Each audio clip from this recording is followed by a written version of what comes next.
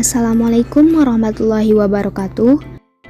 Kami dari kelompok 5 yang beranggotakan Anissa Putri, Jessie Lavenia, Jonathan Athanasius, Melissa Putri Vijay, Rizka Putri, Resdiana BR Sihombing, Serina Viola Arianti, dan Talita Atika Sania. Di sini kami akan membahas tentang kompetensi kerja. Apa sih kompetensi? Kompetensi adalah istilah yang berasal dari bahasa Inggris yaitu competence, yang jika diartikan langsung ke bahasa Indonesia adalah kecakapan, kemampuan, dan kewenangan. Apabila diaplikasikan ke manajemen khususnya manajemen SDM, kompetensi dapat diartikan sebagai kombinasi antara pengetahuan, keterampilan, dan kepribadian yang dapat meningkatkan kinerja karyawan, sehingga mampu memberikan kontribusi terhadap kesuksesan organisasinya. Adapun menurut para ahli, yang pertama, menurut Spencer and Spencer, kompetensi adalah sebagai karakteristik yang mendasari seseorang dan berkaitan dengan efektivitas kinerja individu dalam pekerjaannya. Yang kedua, underlying characteristic, kepribadian yang mendalam dan melekat kepada seseorang serta perilaku yang dapat diprediksi pada berbagai keadaan dan tugas pekerjaan. Yang ketiga, criterion reference, mengandung makna bahwa kompetensi sebenarnya memprediksi siapa yang berkinerja baik diukur dari kriteria standar yang digunakan. Yang keempat, menurut Poe Wadarmita, kompetensi adalah kekuasaan atau kewenangan untuk menentukan atau memutuskan suatu hal. Yang kelima, menurut Suparno, kompetensi adalah kecakapan yang memadai untuk melakukan suatu tugas sebagai memiliki keterampilan dan kecakapan yang diisyaratkan. Yang keenam, menurut Van Looy, Van der Donck, dan Gemmel, menyatakan kompetensi adalah sebuah karakteristik manusia yang berhubungan dengan efektivitas performa. Karakteristik ini dapat dilihat seperti gaya bertindak, berperilaku, dan berpikir. Yang ketujuh, causally relate, memiliki arti kompetensi adalah sesuatu yang menyebabkan atau memprediksi perilaku dan kinerja. 6 aspek kompetensi.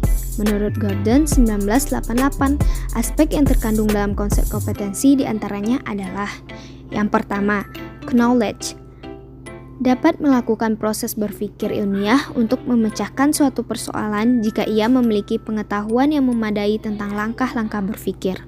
Yang kedua, understanding, adalah kedalaman kognitif dan afektif yang dimiliki individu. Misalnya, karyawan hanya mungkin dapat memecahkan masalah ekonomi jika ia memahami konsep-konsep ekonomi.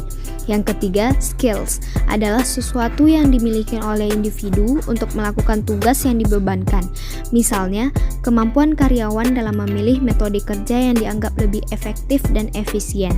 Yang keempat, value, adalah standar perilaku yang telah diyakini dan secara psikologis telah menyatu dalam diri seseorang. Misalnya, standar perilaku karyawan dalam melaksanakan tugas. Yang kelima, attitude, adalah perasaan senang atau tidak senang, suka atau tidak suka, atau reaksi terhadap suatu rangsangan yang datang dari luar. Misalnya, reaksi terhadap krisis ekonomi, kenaikan gaji, dan yang lainnya. Yang keenam, interest, kecenderungan seseorang untuk melakukan suatu perbuatan, misalnya melakukan sesuatu aktivitas tugas. Menurut Spencer and Spencer, kompetensi terdiri dari 5 karakteristik. Yang pertama, motives, di mana seseorang secara konsisten berpikir sehingga ia melakukan tindakan. Spencer tahun 1993 menambahkan bahwa motives adalah drive, directs, and select behavior toward certain action or goals and away from others. Misalnya, seseorang memiliki motivasi berprestasi secara konsisten mengembangkan tujuan-tujuan yang memberikan suatu tantangan pada dirinya sendiri dan bertanggung jawab penuh untuk mencapai tujuan tersebut serta mengharapkan semacam feedback untuk memperbaiki dirinya.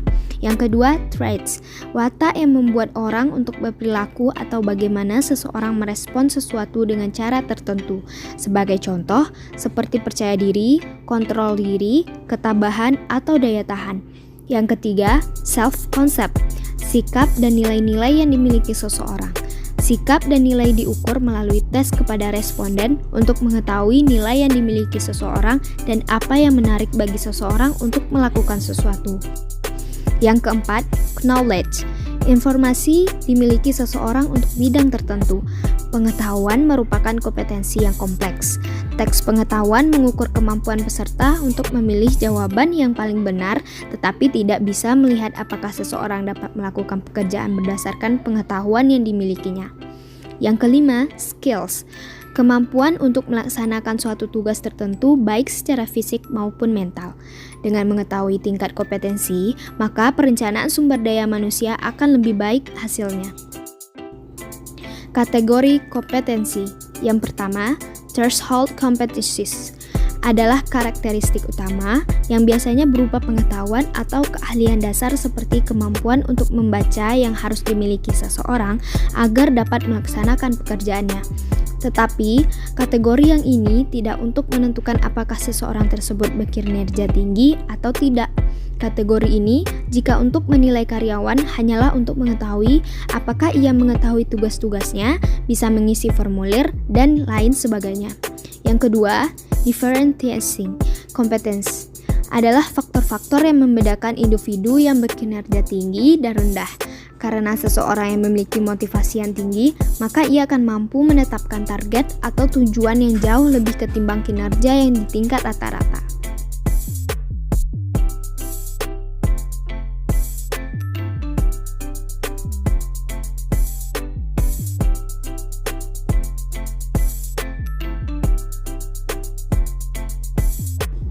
Baiklah, sekian pembahasan dari kami. Assalamualaikum warahmatullahi wabarakatuh.